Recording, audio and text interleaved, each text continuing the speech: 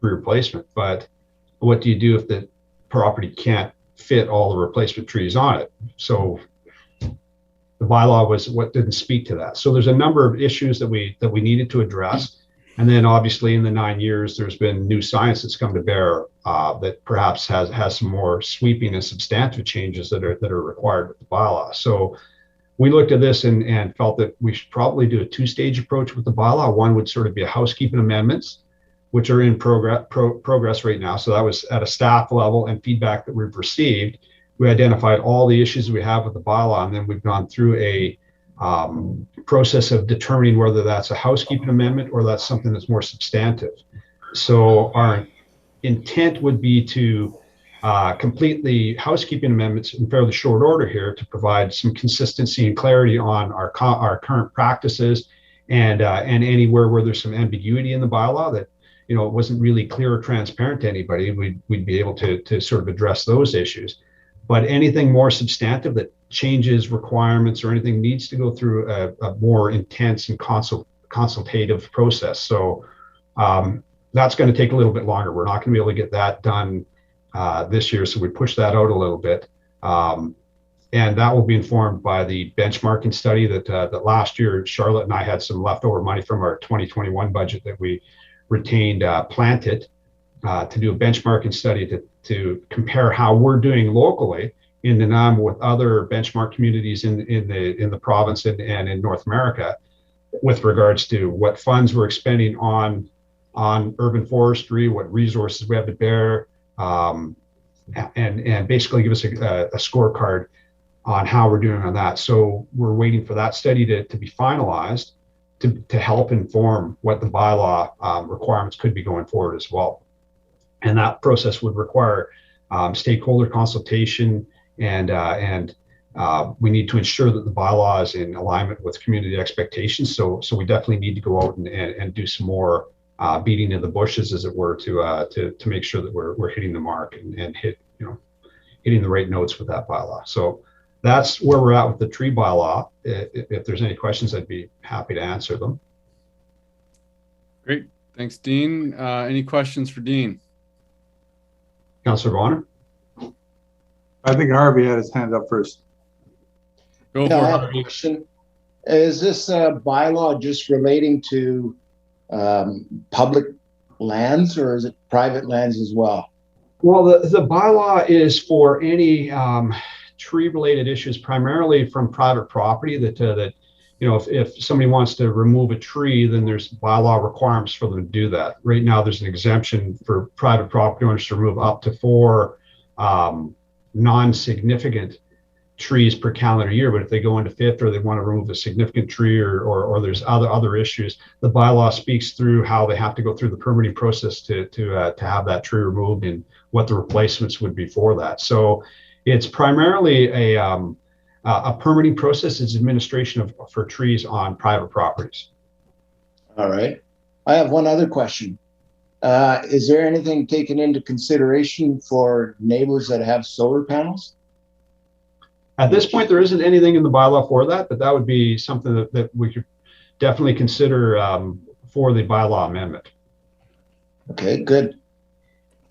And that would be the substantive one, because that wouldn't necessarily be a housekeeping amendment, but that would be something that we'd be seeking that sort of input for the more comprehensive amendment to the bylaw to see if there's things. Because our first one is just to sort of deal with the administration's the bylaws that sits right now, clean up some unclear language that's in the bylaw, have it reflect what our current practices are. But that's only the first step. The second step is to actually start incorporating these sorts of issues that come up and doing it more in a comprehensive manner. So, okay. Don, go ahead. Okay, thanks, Chair. In terms of the comprehensive amendments, what sort of input and feedback do you want to receive from the Environment Committee on this, and when do you need that feedback? Are we going to sit down as a committee and have just a meeting that goes through the bylaw, things that you're looking for, things that we'd like to see in it? When do you have an idea of how that will take place? Well, for right now, what we did was at a staff level, we've sort of gone through, because obviously we've been administering the bylaw for the 9 years of its existence, and we've heard from certain members of the community or developed community that have had issues with certain sections of the bylaw. So we've cataloged everything that we've heard to this point. I would encourage the environmental committee to get that information to us right now, because it might be some of the things that you have might be housekeeping and some of them might be more substantive. So I would encourage the environmental committee to provide me with that feedback right now, and we could throw that into the mix and sort of sift it out. And then I would think that once we're getting more substantive versions of there may be more things that come to mind at that point. But this was almost seen as a sort of, it definitely was more of a housekeeping sort of internal, no different than what you see with the housekeeping amendments that come through the zoning bylaw. It's things that we noticed to change. So if there's something that the environmental committee has noticed with the bylaw that can be changed to provide additional clarity, I'd love to have those now so we can include those on our list. And they may have been picked up by staff already, but it never hurts to just ensure that if you have an issue, it's brought to our attention. Mr. Holm. Do you have a comment on that? Yeah, thank you. Thank you, Chair. I just add to Dean's comments that I would imagine through when we're looking at moving forward with community engagement, stakeholder engagement, and then and putting together a list of potential substantial amendments, we'd be engaging the Environment Committee on those. Thanks. That's what I was hoping for. I'm, housekeeping, spelling mistakes, that sort of thing.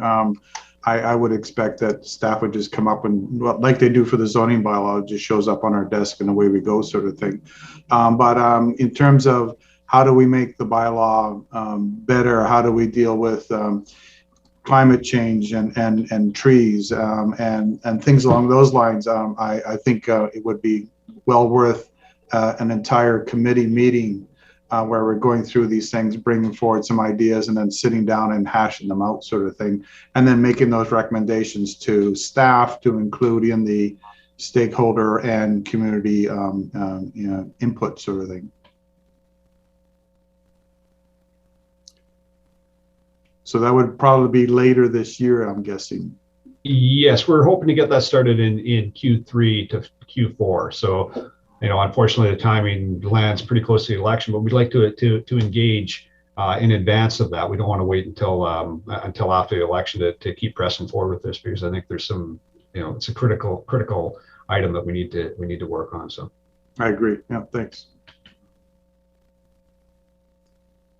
Any more questions? Just one, if I may. Yeah. Who are the stakeholders that you're going to be reaching out to?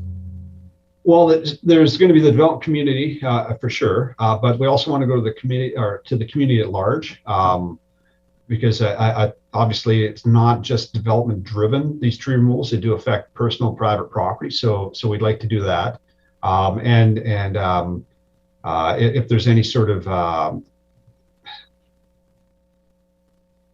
I guess other than the committee, if there's any interested stewardship groups or anything like this, I think we'd like to hear from them as well.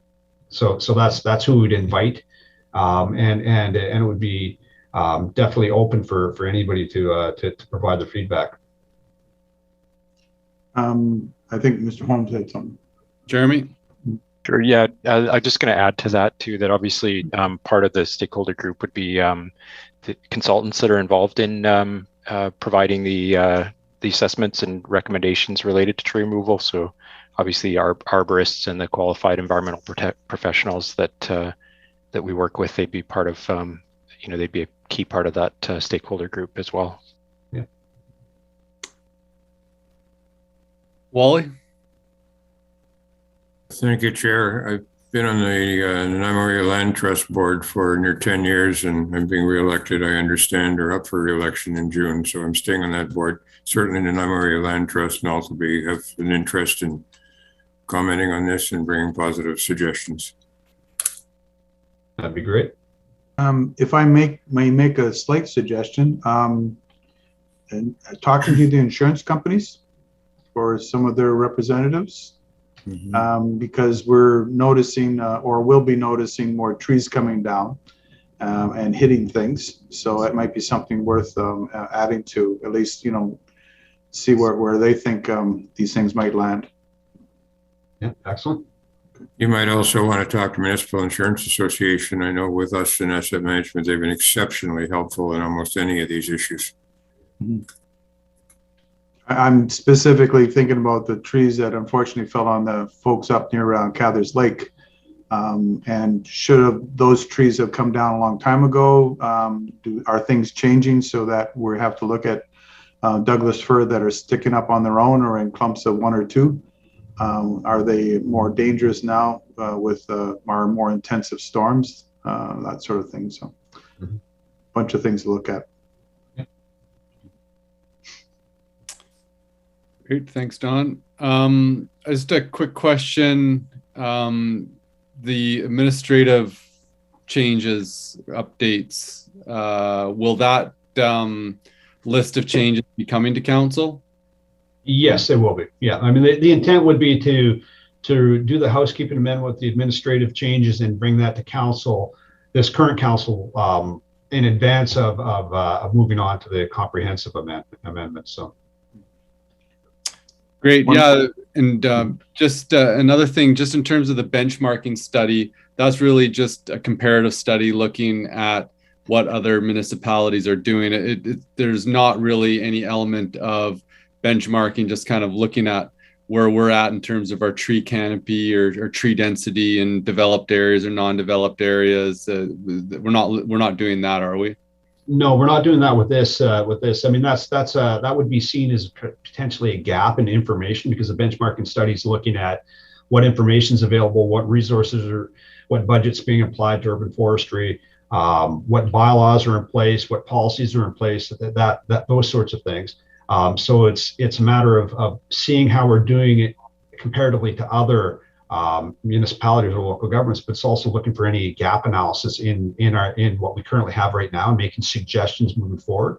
And what might come out of that may be that we need to do an urban forest inventory and assessment to determine where we have opportunities to focus our planting, what areas we need to perhaps look at diversifying our forest and tree canopy coverage.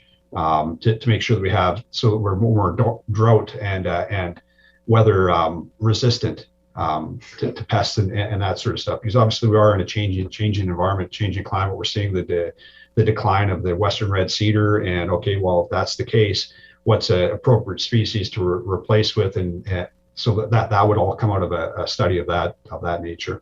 That's not what the benchmarking study is about.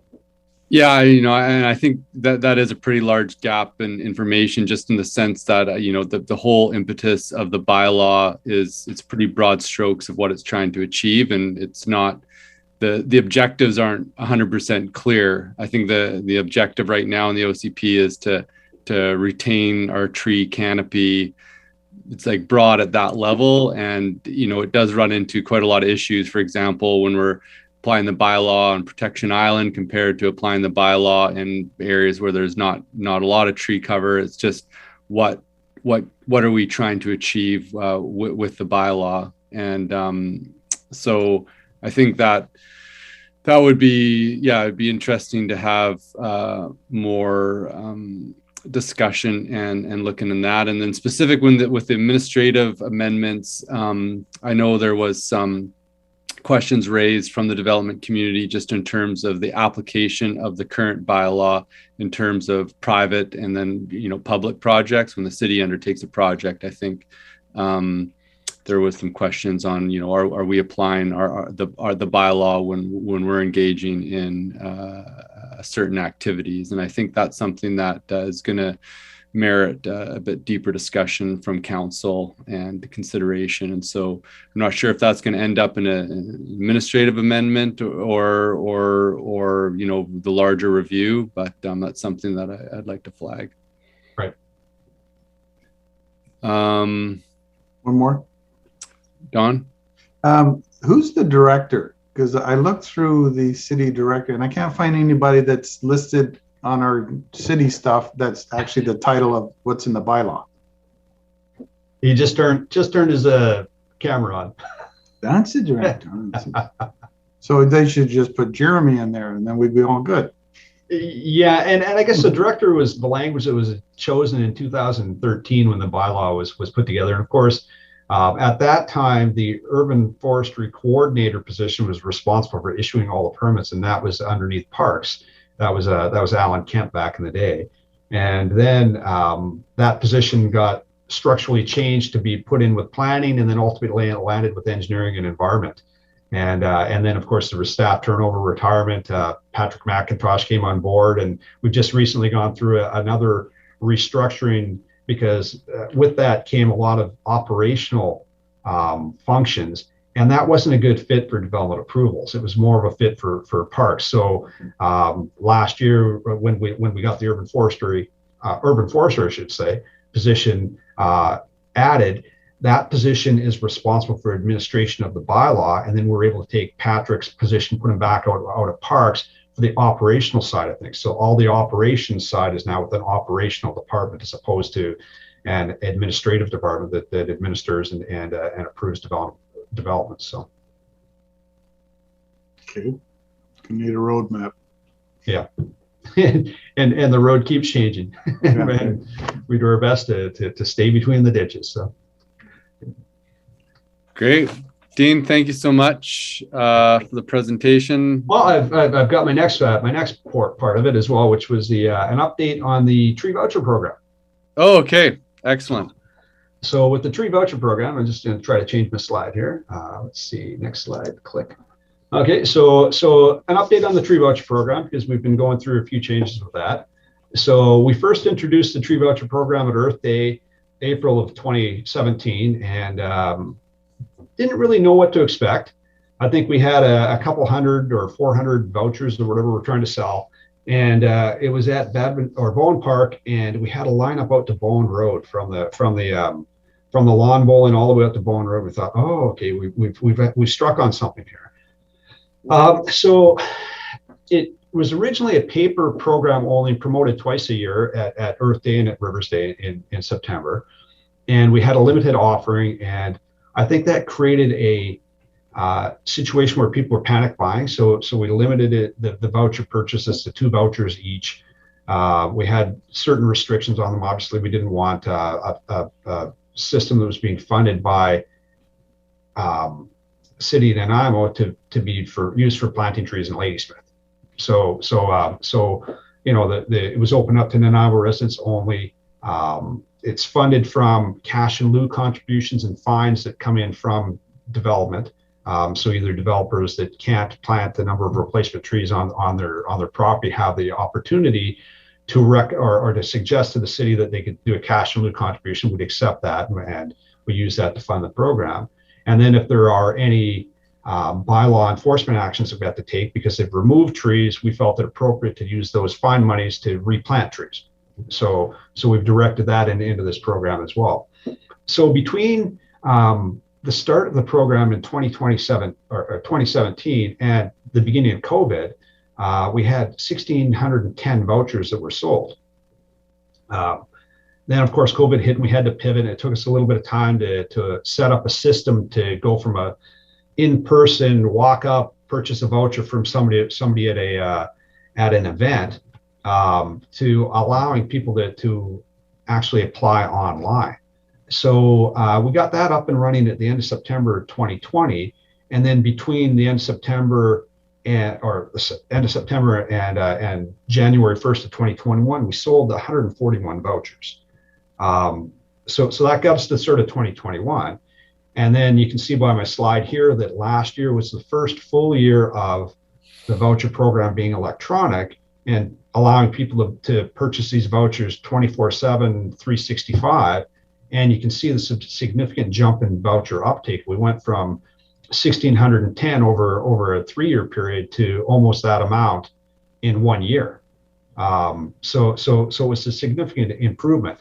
And then my next bullet point that I have there, we've had 516 voucher applications received as of April 30th of this year.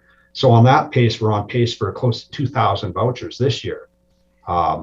So it is growing in popularity. The funding source is secure because it's coming from land developers, and essentially what they do, and I don't know if I might have that on the next slide. Let me see if I do. Yeah, so the land developers, if they can't replace a tree, we've settled on a $300 per tree contribution that comes from the developers. So we receive $300 for each tree that a developer can't plant on their property to sort of fund this program. When you purchase a voucher, you purchase it for $25, and then the voucher is worth $90 when you take it in. So the most that the city ever has to pay on there is a $65 difference between 25 and 90. So for the developer providing us a $300 contribution, we can get 5 trees, up to 5 trees, or close to 5 trees through the voucher program planted on private properties where the private property owner is buying a tree that they want to plant and that they will continue to maintain. So it takes the maintenance responsibility and sort of pushes it away from the city's responsibility as well. So it's really been quite a good program. What we found is that people aren't necessarily redeeming vouchers to their full amount. When they're picking them up, it was exclusively at Green Thumb up to this point because they helped us develop the program. And what we're finding on the invoices is that the average cost is about $55 that we're getting charged. And remember, of that 55, we've already received $25 from the applicants. So the true cost is around $30 a tree that we're getting these trees put in at. So it's a very cost-effective program, and it's a very popular program. And because of that, we're trying to, or we're currently in the process of soliciting interest from other garden centers to be able to allow others to participate in this program and individuals to be able to purchase a tree closer to home or at their favorite garden center. So that's where we're at right now. We're just purchasing. I believe it's probably up on our bids and tenders site. We're soliciting responses from other garden centers for participation in the program. And essentially, it's not. We're not selecting one vendor. What it is, it's going to be open to all as long as they want to use the same redeeming app that our IT department has developed for us, and they have the capacity to do it in real time, so that we don't have somebody taking a voucher and going over to GardenWorks, redeeming it, and because they're slow on the uptake and getting things over, they go over to Green Thumb and then redeem the same voucher again. So there's certain criteria that they're going to have to be eligible for the program, but if they're willing to meet that criteria, then they'll be added to the list, and the intent would be to have them listed on the city website as well as a participating garden center, so when people buy their voucher, they know where they can go redeem it. Excellent. Any questions on that, on the program? Any questions for Dean? Pretty straightforward. It's exciting to see that it keeps growing in popularity, and it's been a big benefit to the community. So, and the nice part about that is it doesn't cost the taxpayers any money because it's completely funded by developer contributions. So, great. Don, were you waving your hand there? Well, I just wanted to say thank you for this. I didn't know how it was funded before. Yeah. And so the cost to the nursery is actually zero. I mean, if the tree's $90, they're getting $90 eventually, right? They are, and what because we've been working with Green Thumb and exclusively up to this point, what Green Thumb was doing to partner with the city was also they're selling the tree to the city at a discounted rate because it was a bulk purchase, essentially, right? Because they knew there was going to be a lot of these vouchers. So if somebody were walking off the street without the voucher, they would pay a certain amount. But when it comes to the city, they're discounting the price based on it being a bulk purchase for the city. So we're getting additional savings there. But when you start adding up the numbers and the fact that we receive $25 from the applicant per each voucher they buy, the true cost would only be $65, but that voucher's worth $95 when they go $90, I should say, when they go to Green Thumb. So Green Thumb does all the calculating for the individual and then invoices us. But if somebody's only bought a $55 tree, Green Thumb's only invoicing us for the $55 on that. And we've already received $25 from the applicants. So the true cost to the program is only $30. So we're really stretching that $300 cash in lieu contribution from the developers into, in some cases, up to 10 trees that we're getting planted on private property. So Great. Good to know. Go for the fancy persimmon tree instead of the cheap apple when you go submit your voucher. Well, there are some restrictions on the trees. Obviously, they have to reach a certain size of maturity. It was all about, you know, the multiple benefits that trees have, you know, from food supply to shading to stormwater management to sequestering carbon, all the rest of that sort of stuff. So we don't necessarily want to encourage the planting of palm trees or sort of non-native, too much non-native species, or columnar trees that don't perhaps have the shading or canopy value that other trees have. So we've got some restrictions on there, but we still like to be able to leave it as flexible as possible for people to purchase a tree that they actually want. So great.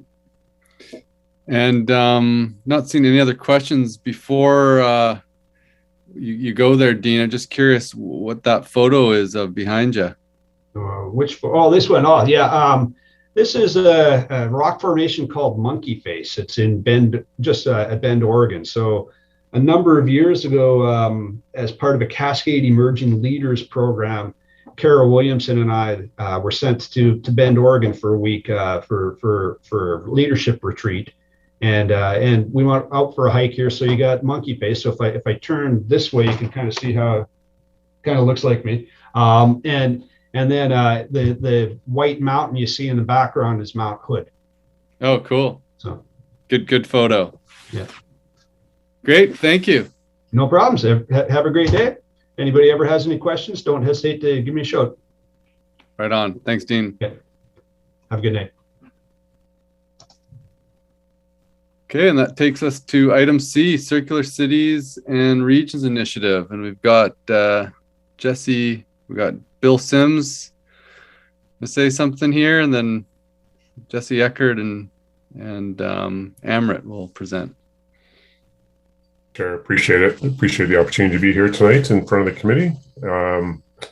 And just, I'd like to introduce Jesse Eckert, the city's zero waste coordinator, and it's a bit of a 2-for-1 presentation. Amrit Manhas will also join in, our economic development officer as well. So part of the city's plan really was, this work plan this year was to develop a circular economy strategy. And I think late last year, we joined in with the regional district of Nanaimo on the Circular Cities and Regions Initiative, which we participated in with 15 others across the country. And the product from that sort of person-to-person program was really a roadmap. And so the other thing that we'd like to emphasize, I think it's in Jesse's presentation, is that we've incorporated a lot of these changes into Reimagine Nanaimo or City Plan as it is already. I'll pass it over to Jesse and Joy. Okay. Bear with me here while I do a little screen share. I don't have an interesting background yet or a story for my photo, but I'm working on a fish joke for you. Let's see here. Okay. All right. Okay. Can everyone see my screen? Yep. Great. All right. Well, hello, everyone.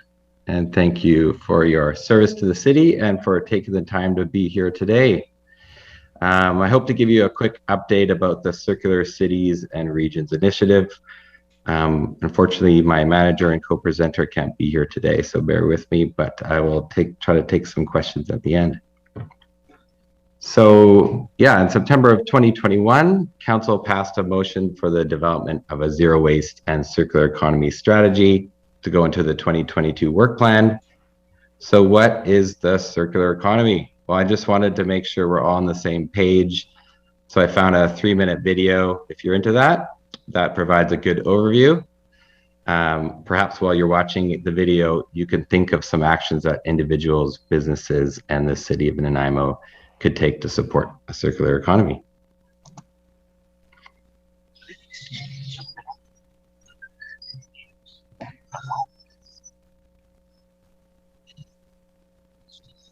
Jesse, I don't think we're getting the audio coming through.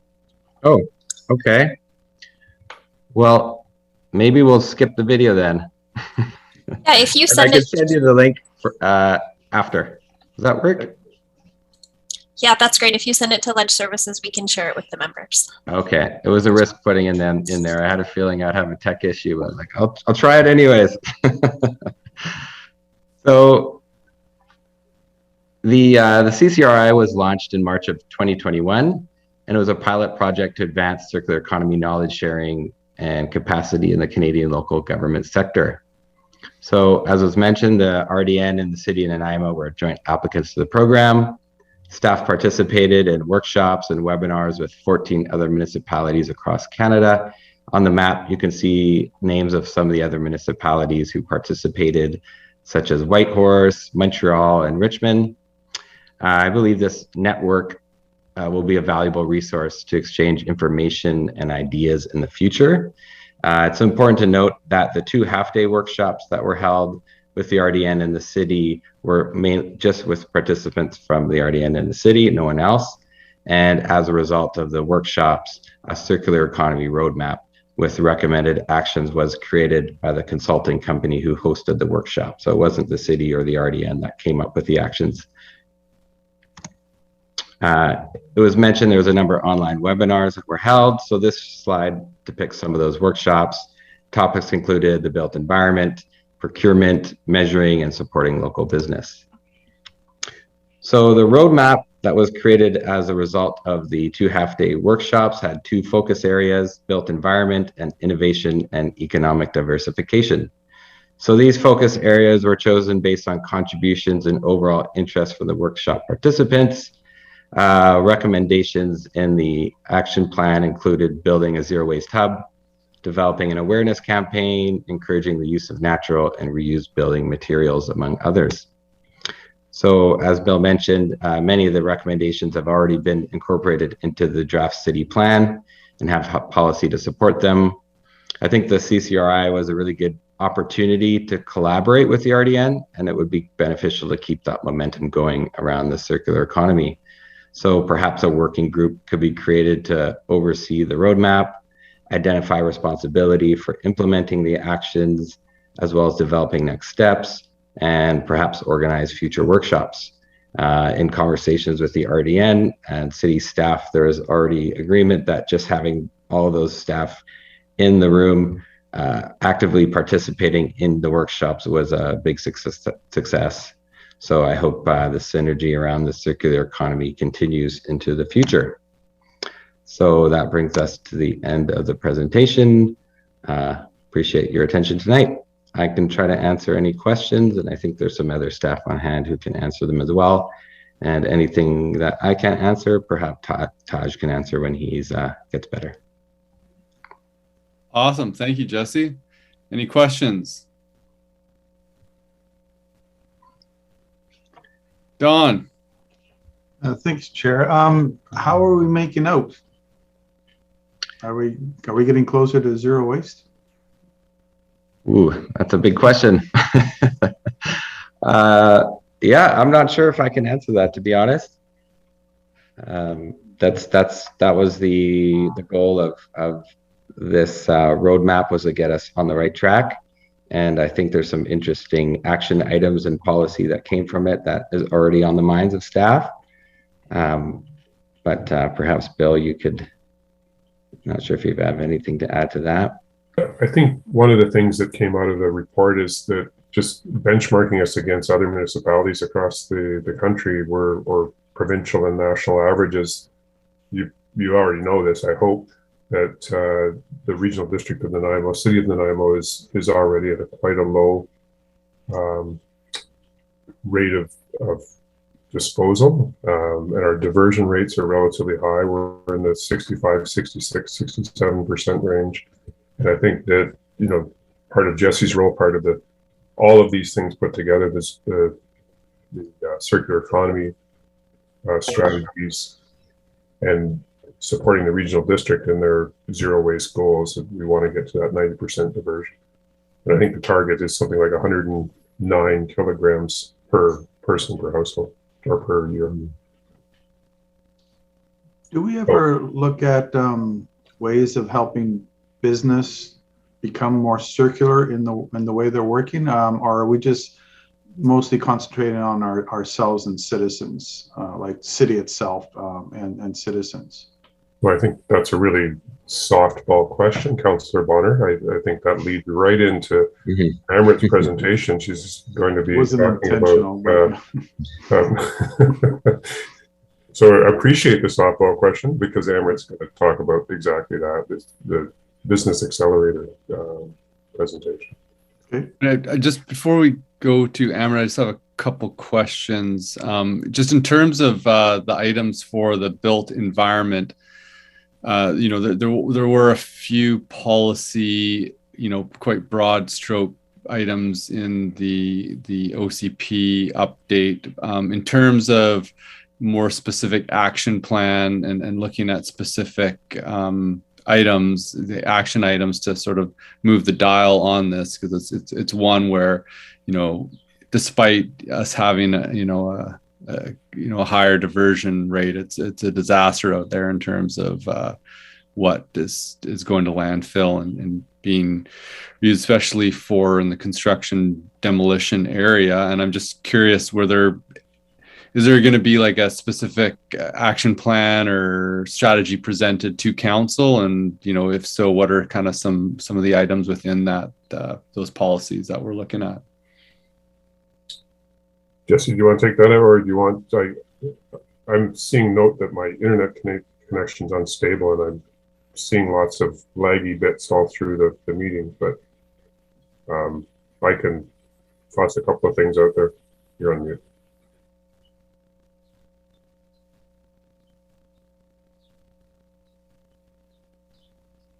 Sorry about that. There we go. I think I'm unmuted now. Yeah, I think we're planning on just working on a information report to council that will have an update about what action items have been incorporated and which items haven't already, or that won't be incorporated, which will cover the built environment. I'm not an expert in the built environment. I'm just pretty focused on waste reduction and recycling. So it'd be hard for me to speak to that, but happy to follow up on that question later once we do a little more research. I can add to that.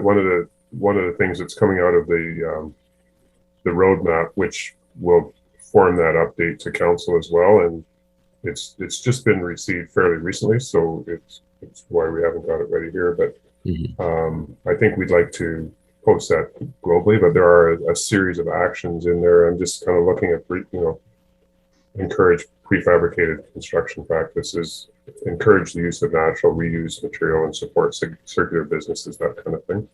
So that's been coming up. That's come out of the roadmap, and a number of the policies folded into Reimagine or the city plan are talk about directly circular economy principles, and then that'll be backed up again with the action plan once we get there in the fall. Great, thanks. Yeah, it sounds like some of the details are yet to be fleshed out, but look forward to hearing more on that. Any more questions for Jesse? Seen any? Amrit, you're up. Thanks.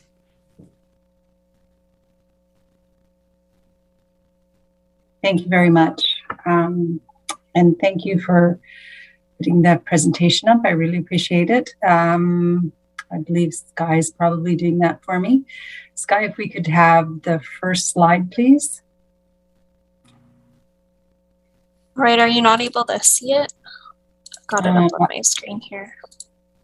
I'm only seeing the project's name. There we go. So okay, thank you. Great, thank you very much. Okay, so the Circular Economy Accelerator projects. what it's all about is our intent is to empower and enable businesses to adopt circular economy practices. And we want to support the business community in taking steps towards reducing waste and emissions while increasing revenues and reducing their costs.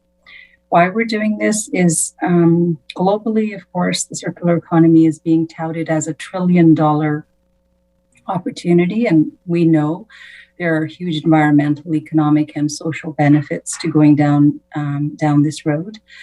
And the federal government, provincial government, and local governments are all supporting the transition. They're doing things like providing funding or various initiatives. While all of that is happening, there is still a need for education and capacity building, in specifically working with the businesses to help them move into this direction. Specifically, when we speak to businesses, many businesses really need hands-on support to develop circular plans for their businesses and to assess what their opportunities might be in this space. And innovation, of course, in the circular economy leads to creation of new jobs, and that's one of the bigger reasons why we're looking at this as well. And of course, it creates innovative products and services and supports the climate targets and regional waste diversion goals as well. So what are some of the motivations, for instance, for businesses to be looking at this? They're seeing there's rising costs of materials. They're seeing there's rising cost to waste. There's political and socio-cultural factors. They have a desire to advance corporate social responsibility. They're interested in building resiliency into their business, of course, with we've seen that with a lot of the things that have happened around with COVID, a lot of the natural disasters and everything. Nearshoring of supplies is becoming ever more important. And they want to also create innovative new products and services. And so what are some of the overall benefits to the community? Of course, it'll reduce community land waste. It'll strengthen the environmental performance of these businesses. And this is also kind of a marketing appeal for those businesses because it allows them to attract new talent into their businesses as well as investment. There's also an opportunity to facilitate connections between businesses so there can be peer-to-peer learning for businesses. Companies can develop symbiotic relationships with other organizations to maximize resource use. So we could be localizing supply chains and creating more resilient economies through doing this. We'll be eliminating wasteful processes. And of course, those can help reduce operational costs of businesses. And we'll be positioning our region as a leader in circular economy development. So the who and the where of it is basically, we're doing this under the umbrella of VICEDA, which is Vancouver Island Coast Economic Developers Association. This association started in about 1982, and it's really made up of mostly economic developers, and it has staff from the provincial government as well, from their Economic Development Division. And they take on various projects every single year that makes sense. So this is one of the projects being done under their umbrella. I'm a treasurer for that organization. So the communities that can participate in this project are communities north of the Malahat and Sunshine Coast. They're able to apply and participate in this pilot project. We're contracting Synergy Foundation. They're based out of Victoria to deliver this project. They've done the Project Zero for the province of BC. They have done a lot of work in this area, so a lot of expertise there in that sense. The next slide, please. Thank you. And I just want to mention the communities that have already committed to it is the City of Nanaimo, City of Port Alberni, Gabriola Chamber of Commerce, Municipality of North Cowichan, Economic Development Cowichan, and City of Campbell River. Some of the pending agreements for this program are Parksville Chamber, Bashit First Nation, Sunshine Coast Regional Economic Development Organization, Malahat Nation, City of Cumberland, and Village of Gold River. So we anticipate that all of these communities will be participating at some level. So the project is going to basically run from, it's supposed to run from the spring of 2022 to spring of 2023, but it's likely that we're going to get a start early in the summer as opposed to spring. It's just been challenging with some of the smaller communities, getting them to commit to the funding that's needed for this program. But we've adopted a drop dead date, which is the end of this month, in order to get their commitment. So the total project budget for this is $126,000 plus GST, and $64,000 of it is expected from the different communities. So it's a pay-to-play model. Depending on how much they're contributing, they get to have that many businesses be a part of the program. And businesses also will be contributing $500 on their own as well. We had requested some funding from ICE-T, which is the Island Coast Economic Trust, and we received 1/3 of the funding for this program from them. So that was really great. And of course, in terms of the approach and the components of the program, is basically Synergy is going to design and manage the program. They're going to develop what's called a business resource toolkit. They're going to host webinars and workshops for businesses to attend.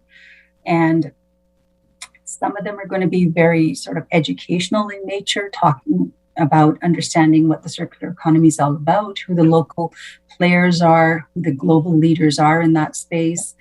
There will also be industry-specific workshops to provide participating businesses with specific knowledge and guidance that is catered to that particular industry. And we're thinking just in our early dialogues that the construction industry would be a really good one to tackle as well. And of course, that fits really well with the built environment we're talking about at the city as well. And manufacturing would be probably another low-hanging fruit. But we'll see what kind of businesses actually sign up for the program to see which sectors we'll focus on. And the Synergy is going to work one-on-one with the businesses to identify opportunities. Basically, it's going to be 20 businesses altogether that can be a part of this program. Synergy is going to set specific goals for them. They'll set a specific action plan for each of the businesses, and they will track the progress of these businesses. And then they're going to do a final report and presentation for us, which is, of course, going to highlight some of the key findings and what are some of the gaps and opportunities in this space in terms of helping the businesses. They'll look at what are some of the trends and look at some of the recommendations. And next slide, please. Thank you. And one of the things that's going to come out of this pilot is some of the resources that are going to be made available online for free for other businesses. One of the tools will be a self-assessment tool, so they can determine circular opportunities. So that would apply to any business that's interested in looking at it. There will be a waste audit tool that's made available.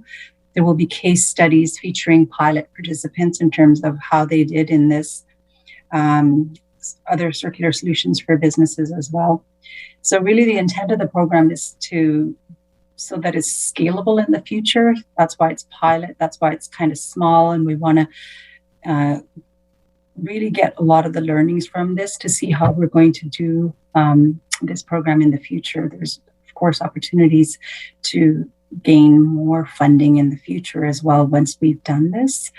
And one of the things we're thinking about is in phase 2, one of the, I think personally, key things would be to get an inventory of waste streams from the various Vancouver Island businesses. I know we're only looking at 20 businesses through this program, but wouldn't it be great to actually do that Vancouver Island wide to get that inventory, because then we can identify new innovative business opportunities from those waste streams and really provide, an incubator where those business opportunities can actually be truly commercialized and new products and services can be offered through that particular program.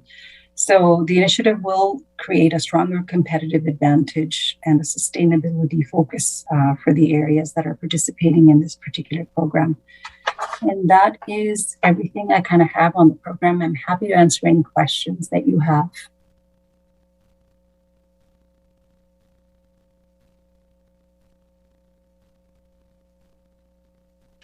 That's great, Amrit. Thank you very much. That sounds all really interesting. Don. Thanks, Chair. I had a really interesting conversation with the community relations person from Fortis, BC this morning, and she mentioned a situation in Surrey where their organic waste is being composted in anaerobic digested, and they're creating methane. And one of the interesting things about that is the methane is being used to power the vehicles that pick up the waste and bring it to the facility. So it's kind of like a mini circle thing where it's a renewable resource that is being used to pick up more renewable resources. And so is that the type of things that we're looking to do here, and looking at businesses to say we should be working at this front? Yes, I mean, it really depends on what the business is doing. I think we are also doing that same thing here, actually, in Nanaimo in terms of methane capture. The dump is doing that, or the Cedar garbage dump. So that's happening there. But in terms of these businesses, it all depends on what their waste stream is, in terms of what new opportunities are possible. For instance, if it's textile waste, you can create new products out of it. In terms of it can be used for insulating, like you can break it down and it can become a product that's used for insulating buildings and things like that. So it really depends on what the waste product is. Harmec, for instance, they capture the heat off the wastewater and they turn that into energy that's used in their plants. So there's countless opportunities of looking at the waste stream and how that particular business can use it, for instance, themselves. So how they can improve their own operations. And then if it's something they can't use, what is it? And how can we turn that into a resource for another business? I don't know enough about it, enough about all the different byproducts that come out of businesses to see what the new opportunities would be, but they are truly countless. So really, at the end of the day, we should be really not throwing anything away. There's a use for that, like even using glass in asphalt and things like that. It's phenomenal, like using wood waste and making pellets, and it's just endless in terms of what you can do. But it's first to look at what are the waste streams out of those businesses, and is there enough waste? It might be that in Nanaimo we don't have enough of something to actually create a business out of it, but maybe Vancouver Island wide we have enough of that waste that we can create a new business out of it. Kind of like it's a dating service for companies to get together, and you figure out what they're missing and you find it from somebody else.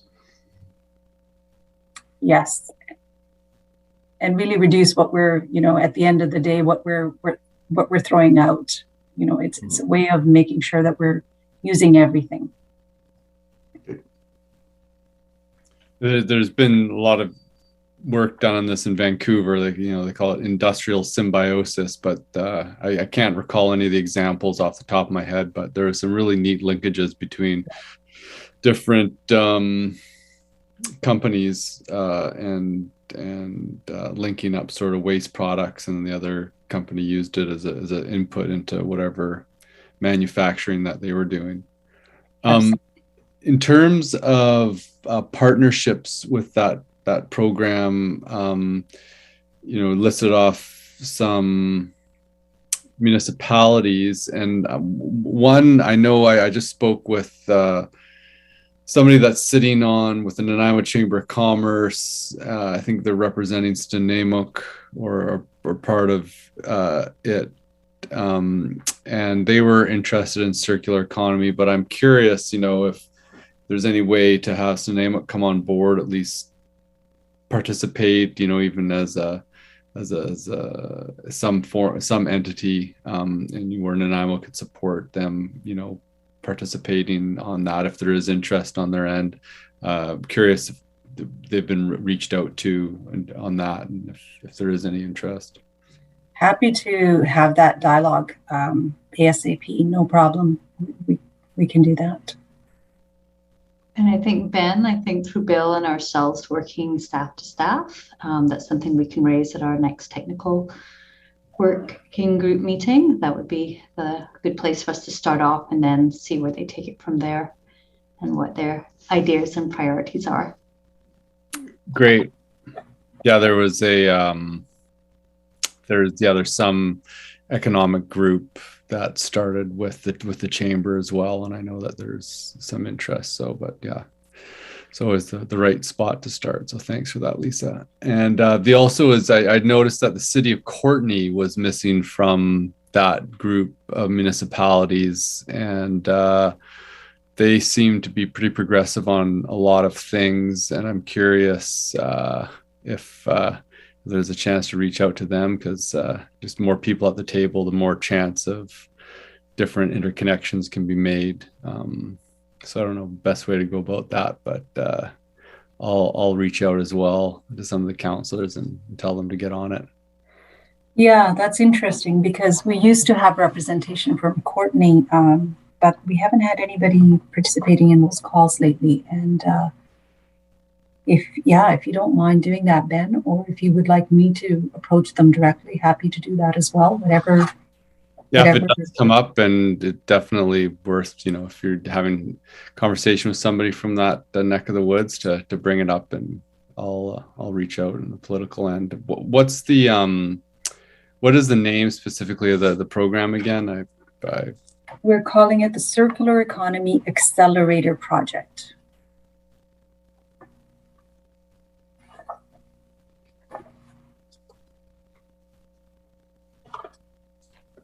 And one last question, just, there's the sort of the industrial, output and input end of it. Is there much focus on getting some review of procurement practices? Because that's sort of another area where businesses and, companies and, that are manufacturers and also municipalities can collaborate on, and it can really bootstrap sort of circular initiatives. So I'm just curious if you have any comment on that, or if that's a bit of a focus of the discussions and collaborations. I think that procurement practices is something that will definitely be looked at for each of the businesses that are participating. Other things that will be looked at, because if you look at the sustainability KPIs, there's all kinds of things like the carbon footprint, looking at the energy consumption, looking at, product recycling rate, looking at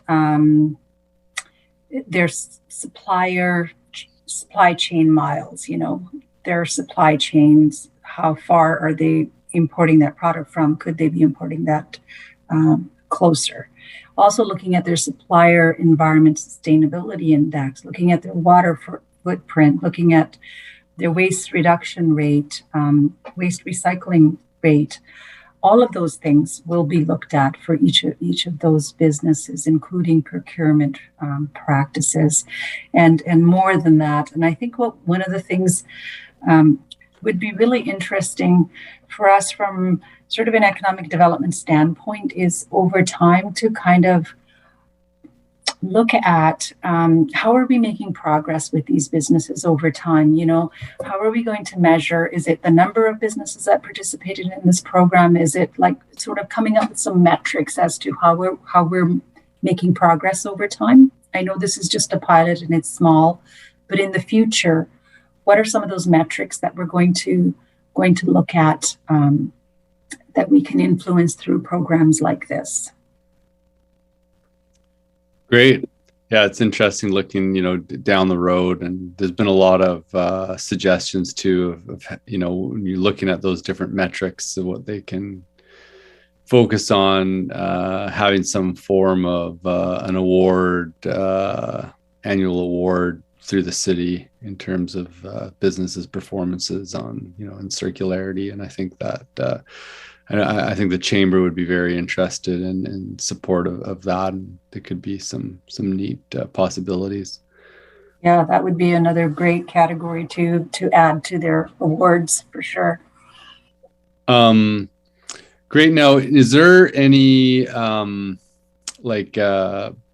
initial documentation of this program? Like, did the company that is running it to Link sort of put out sort of a general outline of what it's going, like you mentioned those KPIs and things? Just curious if there's anything that could be shared with the committee, just so that we're aware, and when we're having conversations with different groups in terms of passing along the word. Okay, I can get some sort of like 1 to 2 pagers, sort of like a little synopsis of what this program is and where it's at right now. And yeah, just not if it already exists. I don't want to signing, and I don't want to be assigned any additional work, but just if there was something. I'm pretty sure it already exists. No worries. Yeah. Because we've been reaching out to different communities to participate, so I'm pretty sure it already exists. So happy to share that. Okay, great, thank you. Any other questions for Amrit?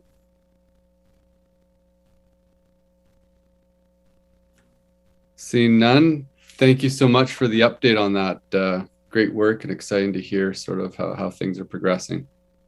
Thank you very much. Good evening. Ciao. Okay. This brings us up to item D, which is our community engagement outreach on climate and sustainability. So I would like to hand this over very quickly to Ting, but just want to commend her and Dave for really hitting the ground running. Neither of them have been in their positions very long, and the energy and enthusiasm I see with some of the updates and exactly what council is wanting in terms of engaging the community, you're going to hear about today, and also hear from another community member. So Ting, over to you. Thank you, Lisa. I will just share my screen here.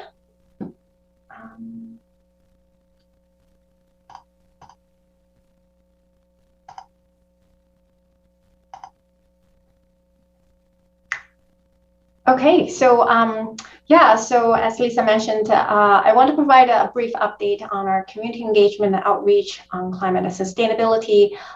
It's a bit of a follow-up from our last meeting's presentation, and I want to share some of the updates of what has been going on for the last couple of months, and also the work that is going to be happening over the next little while. And this will be a good opportunity to get some feedback from our committee, informing some of the work going forward, and also want to inform you of some of the initiatives that might be of interest to you. So at the last meeting, we mentioned that we have a number of partnership projects, the Ecohack Canada Agents of Change project, and we just launched the BC Sustainable Energy Association's Cool It program in schools, and at the time we're also considering the Earth Day Canada Ecohack initiative. So for the Agents of Change project, just a quick review. The intent of the project is to create a volunteer program for the city, and we are one of the successful applicants, and we'll receive some funding and some staff support from Ecohack to develop a volunteer climate action program. And this is a collaboration with the RDN, and we have kicked off the project in April, and we're kind of in the middle of looking at some best practices, learning from other municipalities. And in fact, this morning we had a really interesting presentation from the City of Toronto, and they have neighborhood climate action champion programs. So we learned from them and had some debrief. And the way that it was set up is that the ICLEI will organize these, large group meetings, kind of lunch and learn sessions for all the participating municipalities across Canada. And then there is a smaller group kind of cohort with shared kind of priorities and interest to meet with ICLEI to kind of have these knowledge exchange and learning from each other. And then there's also the one-on-one conversation between our staff and ICLEI staff. And we are also involving in the Nanaimo Climate Action Hub to kind of get involved in this process so that we can understand how that our projects and programs can be complementary to each other. So, at this point, we're kind of in the learning, and we're going to be moving into kind of the design phase of the program. And this will be a good time, if you have any ideas or thoughts to share with us. And we're, obviously dealing with some of the common challenges all municipalities face when designing a climate volunteer program, such as how to reach those the people in the city that might be less engaged in this topic, and how we can actually make it equitable and accessible. What are the things that we want to incorporate to ensure that it's effective, and how to set up a program so that it's sustainable over the long run. So all these things are, considerations that we're, working through with, our partner municipalities and ICLEI staff. So if you know of any other examples and great like success stories from other volunteer programs, or things that you think we should at this stage should be considering, those are the things that we're looking for and really would welcome the committee to and have some comments on. So I'll just pause here for a second and see if there's any immediate response or feedback on like the volunteer climate action project. Thanks, Ting. Any questions?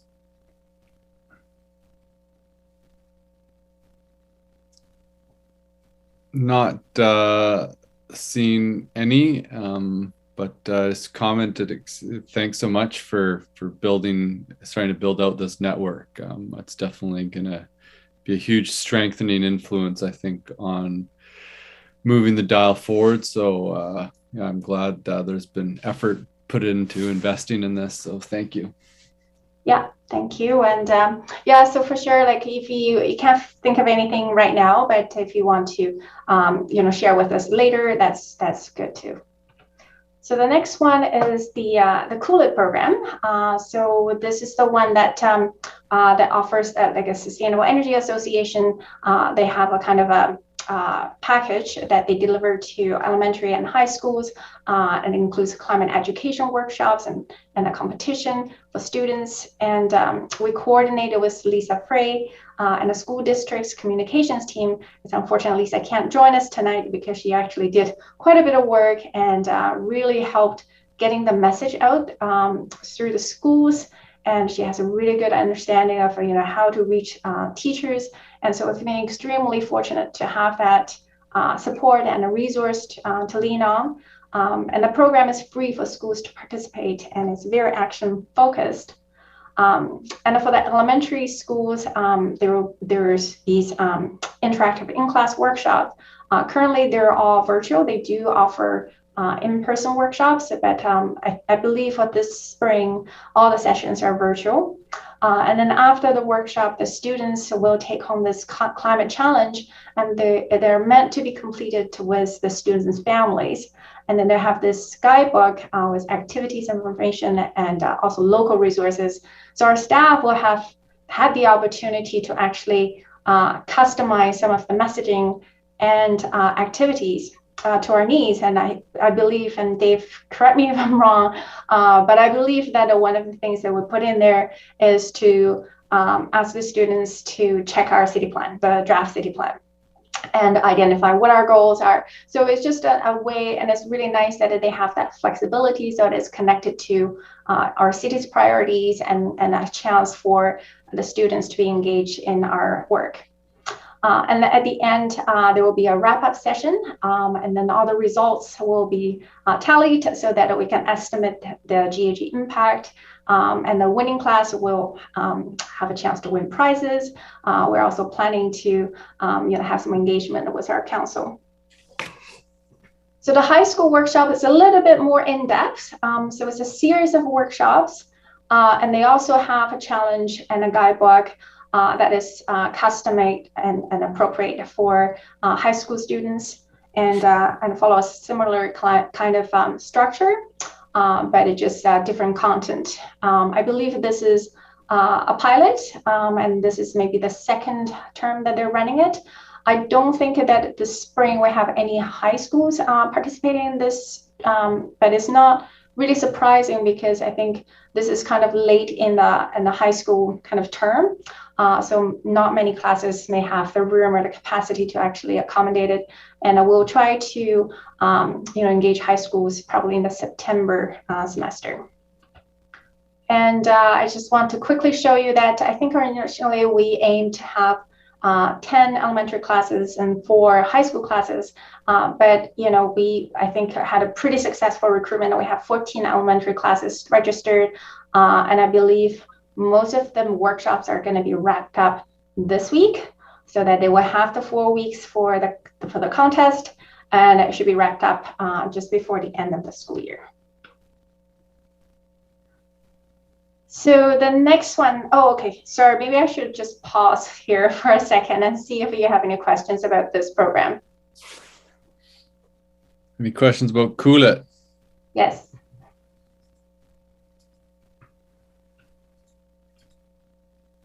Seeing none. Awesome that synergy with Lisa Frey was mined. That's really great. Yes, I actually should mention before I move on that although it's not part of this slide, but I want to mention that we're also working with Lindsay, who's also on this call, to try to design a research project to really understand the before and after kind of change of behaviors and attitudes of the students and maybe their families. This is still kind of an early stage. We're planning for the September semester to give ourselves a bit more time to really get all the steps in the process needed figured out, and also refine the questions. So we're just in a planning stage for that. And Lindsay, I think I will invite you to chime in as well, because you're going to be leading that project. Yeah, thanks. Yeah, it's going to be fun. There's some really neat scales in the field of environmental psych that can measure in a standardized way or in a valid way, pro-environmental behavior and intention and attitudes.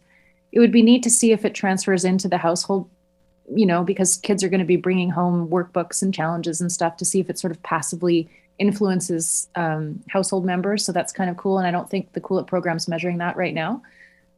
It's trickier to test kids, but high school students are definitely a population we can give a questionnaire to and have interviews with if that's how we go with it. But I think we're going to have a meeting about what kinds of research questions we want to ask. It's sort of like, it's not really a program evaluation. It's more like an environmental psych study, but I think the data overall can be used by both the Cool It program and for us, and for maybe even an empirical publication in a journal that's interested in this. So it's a really cool thing to do all together.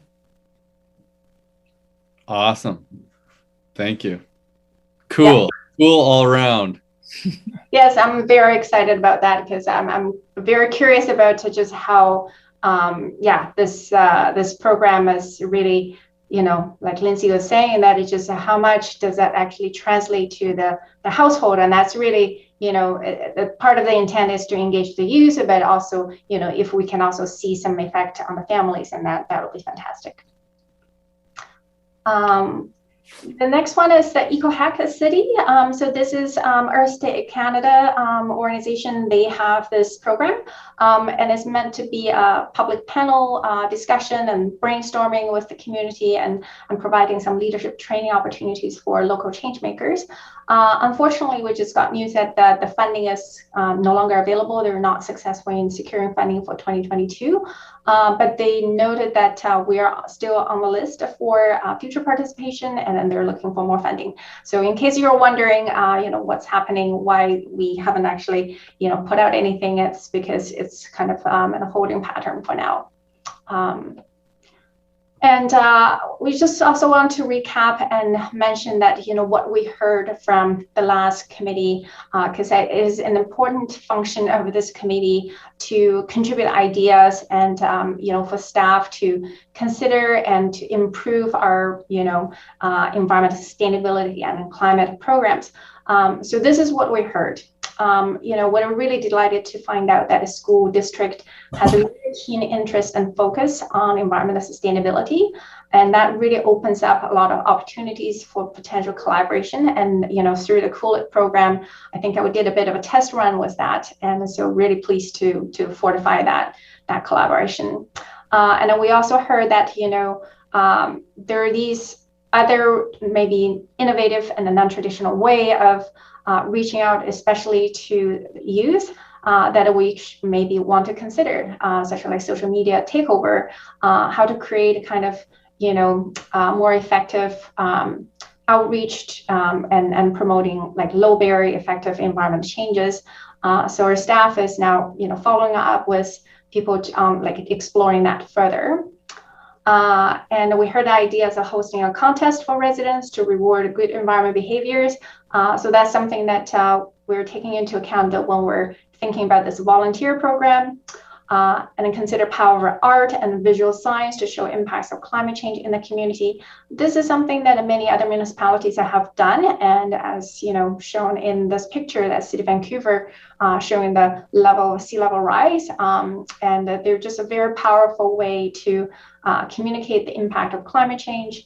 And it seems like, there are lots of ways to really, engage the general public, and it could be really powerful. And that idea seems to be very welcomed. And bring awareness to how messages are framed. And so we also have to be mindful, like how to communicate effectively without, instilling like fear, and, have to consider how people respond to these different signals.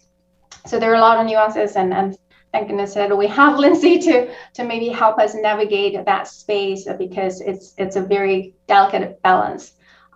So those are really something, all the things that we heard are great suggestions, and we're exploring and incorporating into our work. And some of the other engagement updates, as we heard just a small section, Dave and I, but there's a lot of other opportunities and initiatives that are being taken on by other parts of the organization. Then we, kind of collaborate and cross-promote. For example, that in April, we had the Earth Day and a Water to Earth Month celebration. And then there's the community tree planting. And we help create some social media posts leading up to Earth Day, promoting, specific actions or rebates. There's natural landscaping for climate change at weeds workshops. And then also there's some cleanup work parties. So these are I just want to give a shout out to Park and Rec, and that they did most of the heavy lifting and allowing us to, contribute and be part of it. But there's a lot of these kind of joint initiatives. So Go by Bike Week, that is led by the active transportation team. So we're participating and contributing, but really they're the one that is organizing the whole event. The kickoff event is actually going to happen this coming weekend. And I just learned that the wrap-up event is going to be on June 11th. It's not on this slide, but it's going to be on June 11th at Departure Bay. And we also got donated bikes, one for adult, one for kid, from Canadian Tire, and also a lot of Shreks and donations from local bike shops.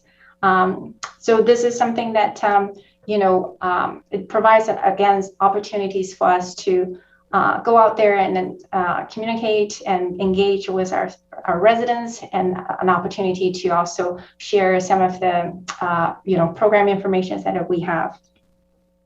And the other thing I want to just wrap up with our presentation, I want to mention is that we have been, our section has been working on this environmental accomplishments list, kind of looking back over the last decade, across the organization. I think it's really important to not only look ahead and look around, find great examples, that we can feel inspired to, but also recognize, the city has done a lot of amazing things, and it's worth celebrating. It's worth recognizing the accomplishments. And so we want to be able to get better at communicating these accomplishments and make people feel proud of our, all these achievements. So we are consolidating all these achievements, over the past decade from across the organization. And we are hoping that we can share this with you very soon, either in the form of infographic or tweets, perhaps the videos. And we're hoping that, before the next committee meeting, we'll be able to highlight some of these achievements. So that concludes my presentation, and I'll be open to any questions. Great, Ting, thank you. Any questions on this? Donald. Thank you, sir. The Ecohack City, is that funding that we could find ourselves to do this, or does it have to be done by this organization? That is a good question. I think we could certainly, figure out a way to do something similar.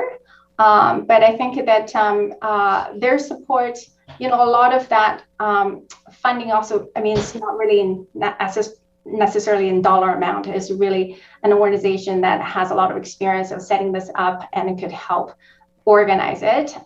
So I think that experience also has some value, but we certainly could explore, doing something similar on our own. Okay. And Dave, would you like to add anything? Because you are a bit more involved with communicating with State Canada. Yeah, not much other than just, I think what Ting said is 100% accurate, in that what they are not only providing us value in terms of some funding, but some value in terms of their expertise in running this program across Canada. So yeah, we could do, the intent of the program is bringing in experts in the field and having a bit of a session for folks to learn, and then having a brainstorm or leadership training session from that. So yes, that's something we could do, but having their experience, I think, would be invaluable. And they are still running the program. They are looking for more funding for this year, and if not, we're on their list for 2023 as well. Thank you. Excellent. Thanks, Dave. Thank you. Seeing no other questions, we can move to reports. Community Watershed Restoration Grant. Dave. Yes, and Dave.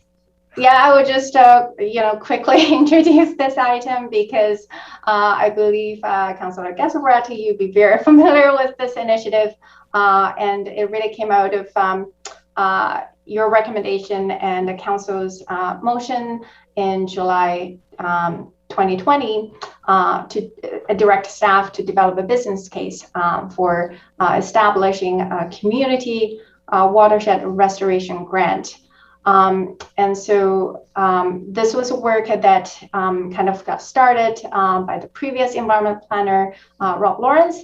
And so we're able to pick it up and present our proposed program guidelines. And so the intent is to present to you what we have come up with and the timeline, and get some feedback before we go to council with our recommendation. So over to you, Dave. Thank you, Ting, and thank you, Chair. Yeah, so like Ting said, this dates back all the way back actually to 2020, July 15th, when council directed staff to prepare a business case to establish a community watershed grant. So as Ting mentioned, that goes back to the previous environmental planner and the previous section. A budget was established at that time for $20,000 based on the proposed grant, and that has been incorporated into the 2021 to 2025 financial plan. So we're now looking at following similar grant programs we've established through the city. Fortunately, myself and Lisa Bopal-Singh have some experience with other grants like the social response grants and the like. So we've established some grant criteria based on that. We'll go over that in 1 second here, real briefly. But basically, when we are looking at what the intent of the grant is to provide funding for community groups, neighborhood groups, or what's maybe a little bit different about this one, even individuals that want to do some community restoration within either a watershed or some other environmental type restoration that's going to benefit the goals of our city plan, primarily within the watershed category, the urban tree canopy, natural areas, and greenway category, and the climate adaptation category. So we've supported, as I'm sure this committee knows, over time, we've done a number of watershed restoration projects. Departure Creek comes to mind. Wally Creek, I think, is ongoing right now, and Butter Tubs and other areas. So we've kind of ad hoc supported that with various funding. This is an idea to create some sustainable funding that community groups and individuals could apply for. And I do want to emphasize, well, we've opened it up to individuals. This grant wouldn't be eligible to, say, a developer who has to do restoration anyways as part of their work. So the intent of the criteria is to, and I think you all have it there. If not, I can share my screen. But the intent of the criteria is really to identify who's eligible for these projects, what the purpose of the grant is. So again, that's to support community restoration work, what and how these applications are going to be evaluated. So we've established evaluation criteria.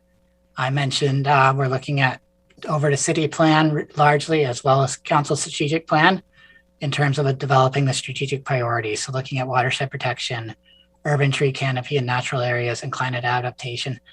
And again, the environmental responsibility theme of the strategic plan. And then scoring these, and we've developed a number of questions within the scoring criteria. The criteria themselves in terms of percentages is the same as the social response and community vitality grant process, but we've obviously identified very specific questions, and maybe easier just to share the screen here to show that. Are you looking at the application grant criteria on the screen now? Yep. Seeing some head nods, so hopefully. Yep. So yeah, so just real quickly, that's in terms of merit, we're looking at proposal quality. We really want to encourage partnerships, and we want to encourage folks to leverage existing funding. So whether that's a partnership with Cinemo or with another environmental group or a community steward group like NALT or Nature's Trust, or just folks getting together and making something happen. And obviously we're looking at really capacity. A lot of this money is probably going to be spent on pre-application studies, environmental studies and the like. That being said, we want to make sure the project can happen and the money can be used as well towards planting and construction costs as well. So with that, I'll just open it up through the chair if there's any questions. I'll stop sharing my screen here. Any questions on the grant? Don. Thanks, Chair.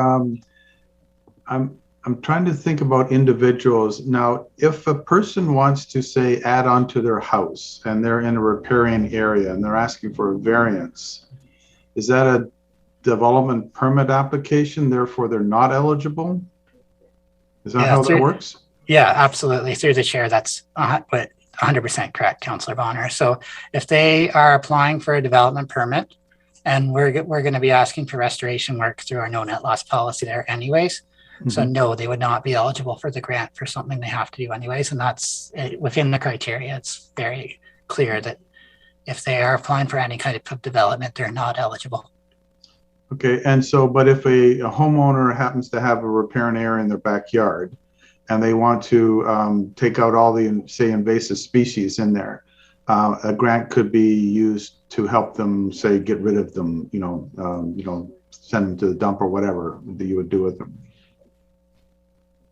Correct. Yeah. So if there is an individual homeowner that's shown a history of stewardship of their own property, and they wanted to do something like you said, whether it's invasive removal or native species planting or something else that's going to benefit the watershed on or near their property, then yeah, they would be eligible. Okay. Thanks, Don. Dave? Wally? Thank you, Mr. Chair. Would stream keeper groups, which we have on many of the streams in Nanaimo, be eligible for these grants? Most of their work relates to the actual stream bed itself, of taking out excess materials, garbage, improving habitat for salmon, assisting in spawning areas and so forth, and actually doing smoke counts. Would they be eligible for funded task-related projects? They absolutely would, yes. Thank you.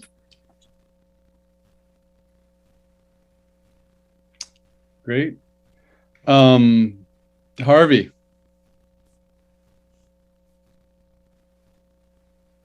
Yeah, thank you. I have a question regarding these grant applications. Is there some place in there where it's appropriate to have the neighborhood that might be affected by the application of a grant to be considered? Yeah, through the chair, I'll take a stab at that. So, I mean, first of all, neighborhood organizations are one of the eligible groups that can apply for the grant themselves. So any neighborhood association that's recognized by the city, and I see Lisa turned her camera, and she could probably say a lot more about what an eligible neighborhood association is than I could. But generally, a recognized neighborhood association can apply. The other piece, though, I think to answer your question, Harvey, is in terms of communicating with the neighborhood association. Well, that's not required under the grant criteria I mentioned earlier. As part of the scoring, we're looking at partnerships.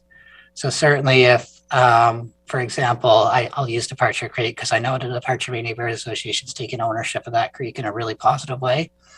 So if we had a project within that creek, we'd certainly look at an applicant that's worked with and had support from the neighborhood association in a lot more positive a light. In other words, they'd score higher by the staff review than a project that didn't have support from the neighborhood or didn't connect with the neighborhood at all. So hopefully I answered your question there. Okay, great. Thank you.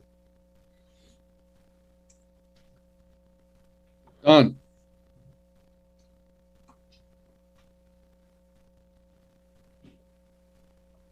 You're muted, buddy. There we go. Apologies. 40% relevance feasibility.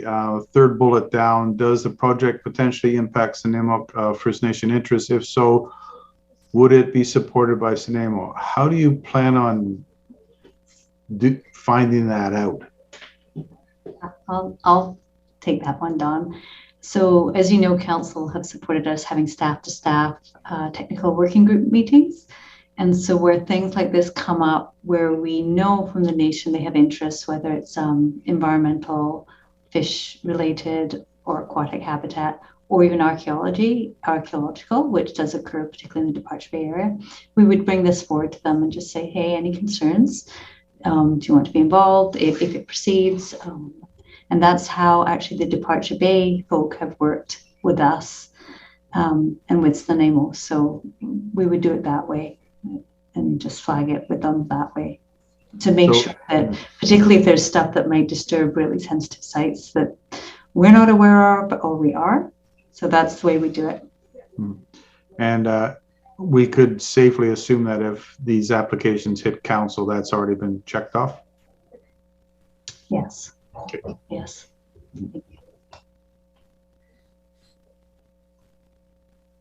Great. Yeah, the application criteria look awesome. Great work on that, and yeah, I'm glad to see this little project come to fruition here. And just a question, in terms of application, say for example, there's a lot of keenness on a group to engage in something, maybe lacking a little bit in expertise or know-how, even in terms of putting together an application. Is it possible, you know, for the community to direct them to the planning department for a little guidance, like be like, hey, you know, you're eligible to have you know, professional drop a little bit of a restoration plan so that you can follow something, yeah, to provide a bit of feedback on the application? Is that something that community members can do? I think I'm going to hazard. Luckily, one of the benefits of having Dave involved in this is he's been involved in supporting other grants. This is a bit different because of the technical aspect. And I'd say where we have the expertise to guide, we would absolutely be doing that.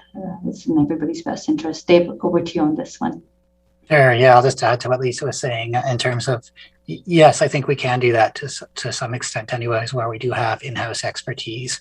We do have our environmental protection officer is a biologist, for example, between myself and him and others on staff, where we have expertise, either whether it's in community engagement or simply reaching out to the right professionals. Yeah, we will be there to help. The other piece I would, I think I mentioned earlier, is we really want to encourage with a lot of these projects through the grant process is that community collaboration. So if there is, say, an individual or a group of individuals that identify a project but really don't have the capacity or expertise to carry it through, working with them to identify another established organization, like, for example, the Stream Keepers that Councillor Bonner mentioned, or some of the other really capable community groups in Nanaimo, that we can connect them with that group and help sort of support a project. And that would be part of this process. But that's a really good question, and something we probably want to think about during the rollout of having that communication established and ready to go. Yeah, that's a really good point and way forward. And just in terms of application time as well, there's kind of like an annual rollout of the grant. Now, I guess like in terms of approval and that, I mean, I will assess uptake within the year, but say, for example, if there's groups that are later, like in terms of a rolling application, is that just administratively very difficult to manage, or I'm just kind of curious, just sort of on the decision on having it sort of like a you know, once a year deadline type thing. No, I'm going to chime in. That's a very good question, because of course council's aware that we have heritage grant applications that follow a different type of process for facade improvements. And this, what we could do, Councillor Gaspar, is actually evaluate the uptake and see if we get it fulfilled, or whether we recommend coming back to council with something that is first come, first serve, starting like January, and how that works. The one thing about doing it this way is it does in some ways provide a little bit of equity in terms of everybody comes through and is evaluated, and then you're able to, particularly if council or there's priorities identified for particularly vulnerable areas, you're able to kind of evaluate everything on a playing field rather than one at a time. I think that's one of the benefits of doing it this way. But what we could do is see what the uptake looks like, trial it for a year, maybe even two. And then if we're not seeing that we're getting maximum use of it, then we come back and look at reframing it somehow in terms of the criteria. I don't know if anybody else has any thoughts on that, Ting or Dave? Yeah, if I may, just in terms of the allocation and the cost of some of these projects, like it could be quite easy for one project to spend $20,000 and then some, which is again why we're looking at both applicants bringing forward other funding sources. So I would be a little bit, like Lisa said, we don't know what the uptake's going to be on this grant, so it's quite new. But I think the idea is rolling this out to see, you know, what the total budget of the applicants are, and give us the ability to compare projects for basically the merit of one project against the other. Where if it was first come first served, we may not have that. We could end up spending $20,000 on one project before the next project comes in. Great. Yeah, I think that it'll be really dependent on what the uptake is. And if there's already some very engaged groups that are, you know, put forward sophisticated projects. So most likely it's probably the best strategy, and then reevaluate from there. I'm thinking about smaller groups that may be getting on the bandwagon, but you know, we'll be able to see if there is more interest. We can always increase things or dial it as we go. So thanks for that. And Don, I saw you had your hand up. Thanks. Would this also be open to student groups? I'm thinking all these kids who are in the Cool-It program, they don't have the funding to create plans, you know, engineering, that sort of thing. So would that be an option as well through the school district? That's a really good question. In terms of the eligible applications, and if they're an organization, they do need to be a nonprofit. So that may be challenging for some student groups or a sort of loose collection of individuals. That being said, one student could apply as an individual, but generally they would have to be a property owner. The other piece, sorry, I got vacuuming behind me here. The other part of that question relates to, and I've just totally lost my train of thought with the vacuum. I'm sorry. I'll jump in, Dave. Yes. Sorry, we have a very diligent custodian who's vacuuming behind us. I don't know if we can flag him down.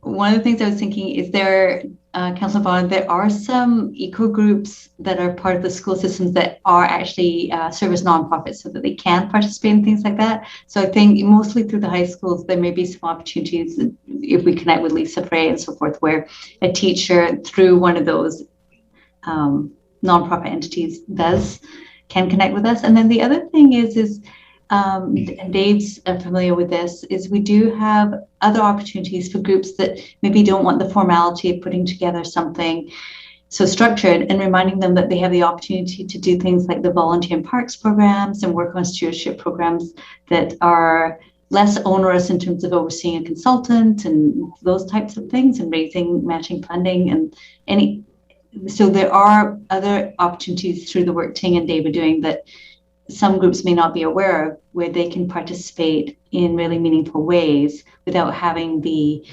obligation to look at budgets and submit things and be accountable and put in applications. So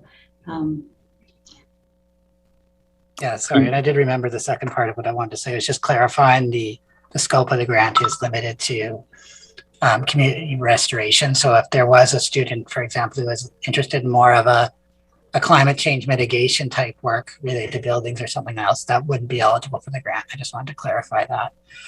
But certainly recognized groups who are interested in a restoration project would be eligible. Yeah, you know, the reason I asked, I was on a tour a couple of years ago, and it was on the Departure Bay area there, and there was a whole bunch of kids that had done all this work in pulling out plants and everything else. And I thought, well, that would be an ideal thing. And if you want to get rid of $20,000 quick, just throw it out to the school district and probably disappear the next day. So if there's no other questions, Chair, I'd be happy to move the recommendation. Great. Yeah, I have just one more question, just sort of on that point brought up by Don. Like, say, for example, you have a school teacher really motivated, say at Departure Bay, every once in a while they get interns there, or student teachers, and they want to do like a stream cleanup or something like that. they can apply to the Volunteer in Parks program for, pizza or, support with tools or whatever, and have some support for like a cleanup or invasive plant removal outside of this grant? Or is there, like, I know Rob for a while was sort of managing ad hoc, and there was a few pots of money that could be distributed for stuff like that. I'm just kind of curious, does that exist, or is still a possibility? Yeah, I see Lisa stepped out, so I'll try and, oh, she's back. I think Sorry, I was trying to run interference on our very enthusiastic vacuum person. So. Yeah. So what was the question? I beg your pardon.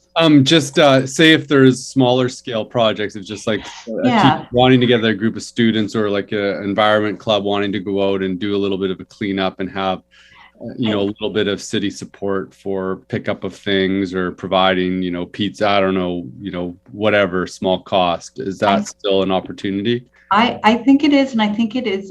I think it's an opportunity in a more informal way without having to put them through the rigor of this kind of process, which takes time and approvals. Yeah. And I think this is Dave, this is a good Deb Beck question with her work in community, because we do this all the time through.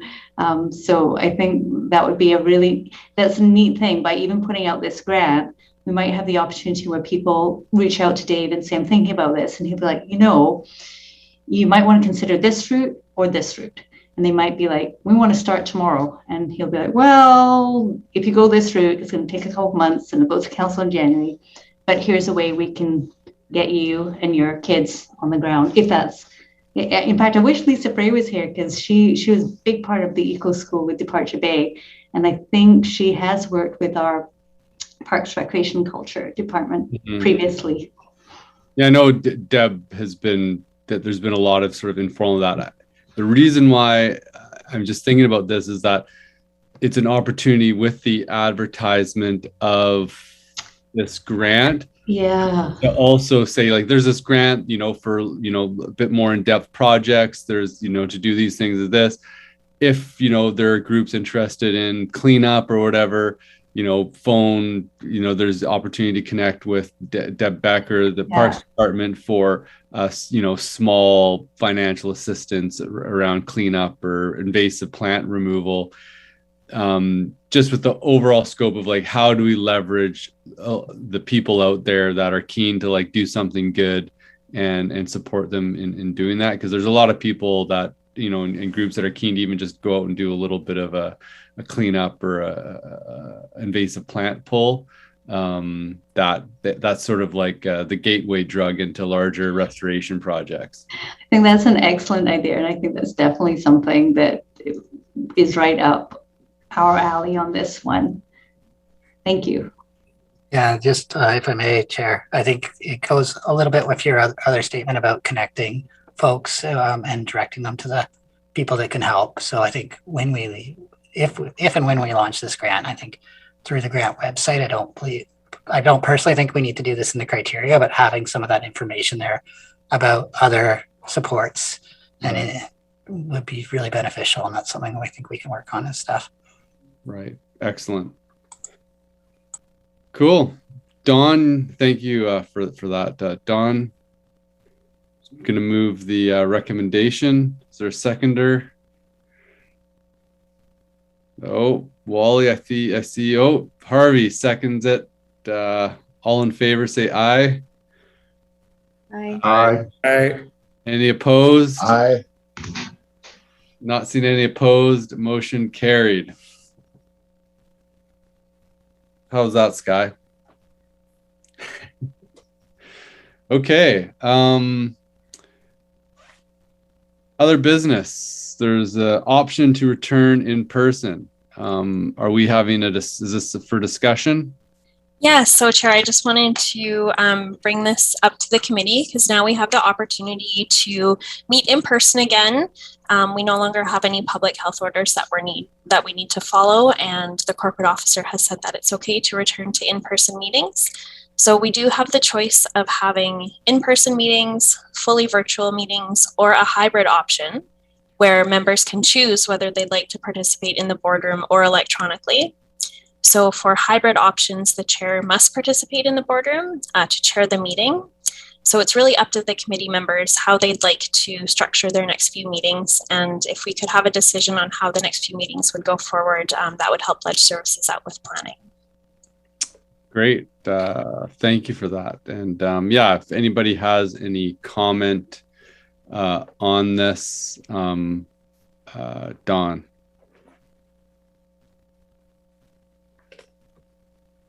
Thank you, Chair. I'd be very much in favor of a hybrid model like we're doing for council.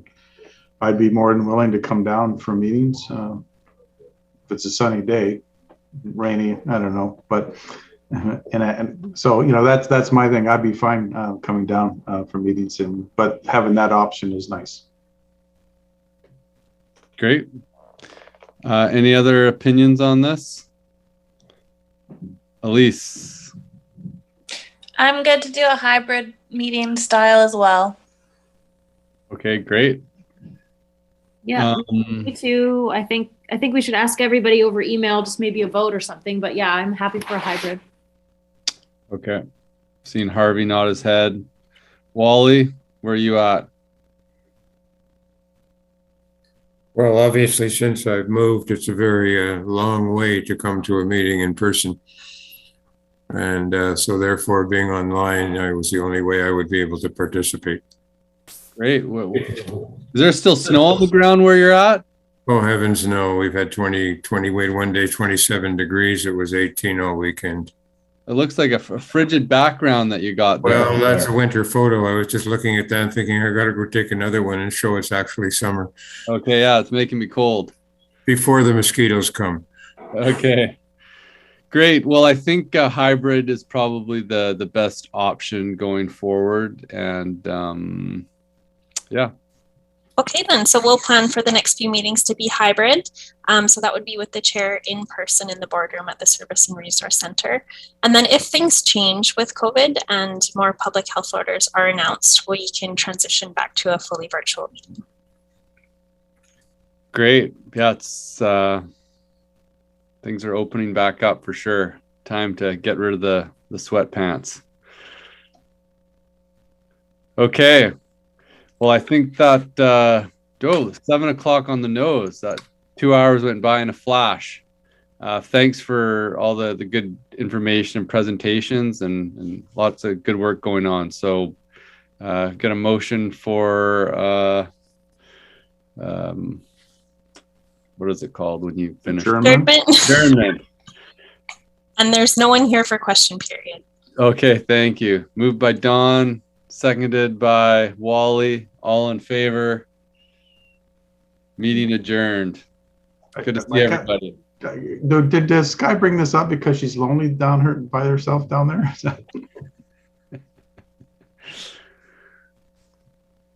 I'll see you at the next meeting.